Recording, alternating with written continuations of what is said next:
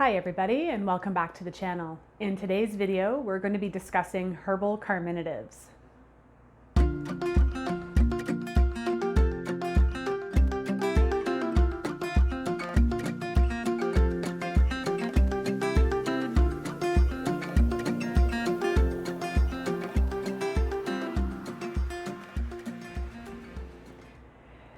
With the winter holiday season fast approaching, I thought it would be a really timely video to discuss herbal carminatives and how they work in the body. During these times, even if we're not getting together with our families or our celebrations are not the same as they normally are, we have a tendency to overindulge. We have a tendency to overindulge in heavier foods that are difficult to digest, things like cheese and chocolates and things that are really heavy in the dairy department. We also tend to overindulge in things like sugar and alcohol. So I would be remiss as a natural health practitioner to not mention that if you can work these items into your life in moderation, it really would do your digestive system some good, as well as helping to support your immune system, because there's nothing that depletes an immune system more quickly than excess consumption of sugar, alcohol, and really heavy foods. That being said, if you do plan on indulging a little bit this year, herbal carminatives might be something that can help you.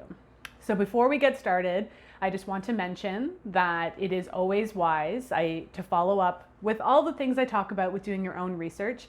There's not enough time in these videos for me to go into in-depth materia medicas on all of the herbs we'll be discussing today. So do your own research. If you're on any medications of any kind, or if you have any serious chronic health conditions, it's wise to consult your doctor, natural health practitioner, herbalist, and such. So let's get started. So what exactly are carminatives? The root of the word comes from the Latin language. Many of our scientific terminologies are rooted in either Greek or Latin. In this case, it's the Latin word carminare, meaning to cleanse. In the Middle Ages, it was thought that these types of herbs were purifying the body, ridding it of putrid air. We now know that their actions are actually much broader than that. These plants in particular are rich in volatile oils, otherwise known as essential oils. So perhaps a better term for them would be aromatic digestives. But because plants have a rich variety of chemical constituents, the actions of carminatives cannot be limited to only their aromatic components. For example, many carminative plants also have some bitterness to them, and this actually helps to deepen their action in the digestive tract. So while we do not fully understand how these mechanisms work in the body, we do know that carminatives tend to have 6 broad actions worth noting. So the first would be that they help to decrease the formation of intestinal gas, and they help to facilitate its release from the digestive tract.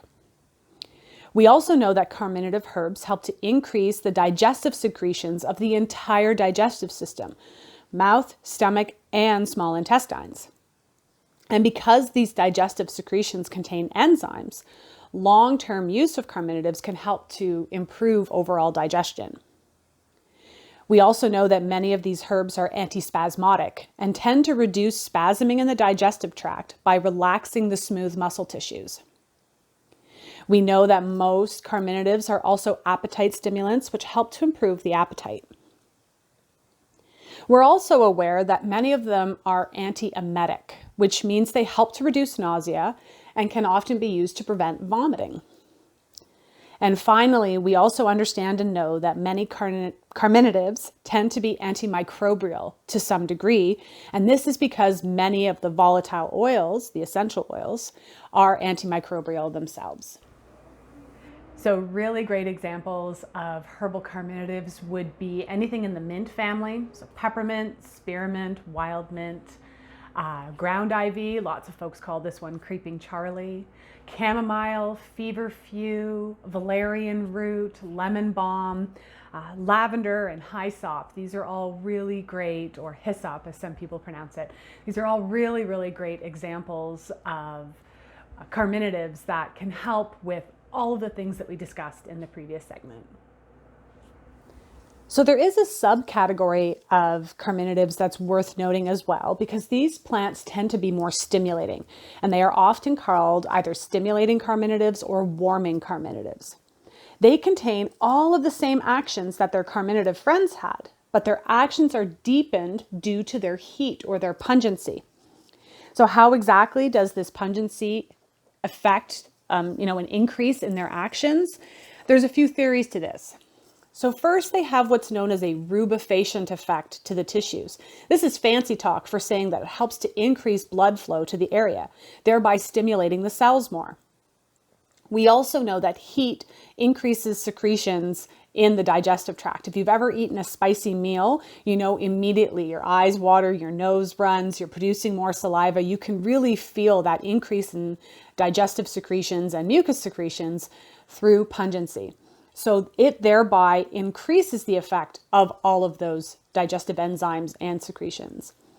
And while we don't know why, heat in carminatives seems to improve the herb's ability to decrease gas production.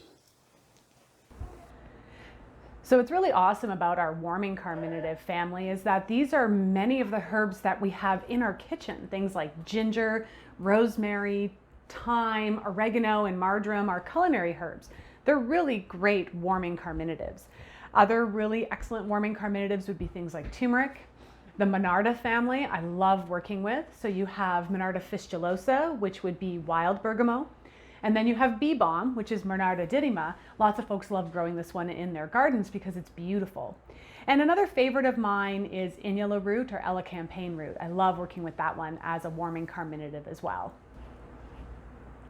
So thank you so very much for watching this segment on carminative herbs. I hope you found it educational and informative.